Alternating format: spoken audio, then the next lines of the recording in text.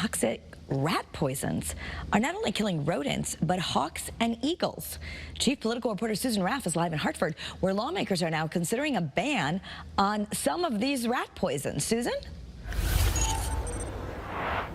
Kara, there is no question at all that these rat poisons do their jobs. They do kill mice and rats, but they're also killing wildlife and many of these birds. The problem is eagles and hawks eat rodents and rats that are poisoned with these raticides, and their concern is that once they eat them, they suffer and then die. Now, members of the Environment Committee, they heard from State Senator Bob Duff today. Now, Bob Duff had a firsthand experience about what this kind of rat poison can do. In fact, he was walking his dog, and when he went out in his driveway, he saw a bird that was suffering. It seemed like it was really kind of out of it, and then what ended up happening was it ended up going on its back. It was flailing its wings. You could tell it was in some real distress.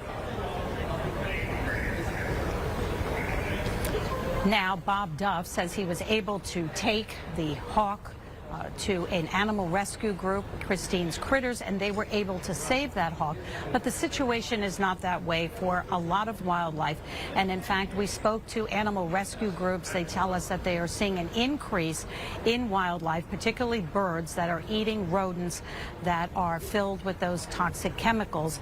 And they, unfortunately, by the time they get there, they cannot save them. So lawmakers are talking about a ban on these rat poisons. Now, it's important to point out that these particular rat poisons are not things that you would buy in a store. They're usually given by when you hire someone like an exterminator, because they are so toxic. So that is something that lawmakers are considering. It's been a very busy day here at the Capitol. Lawmakers are hearing a number of proposals. One of them has to do with education funding, and we're hearing from educators who are encouraging lawmakers not to do that.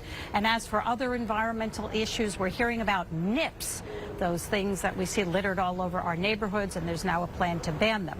We will have much more on that coming up on Eyewitness News at 5:30 and at 6. For now, we are live in Hartford. Susan Raff, Channel 3 Eyewitness News.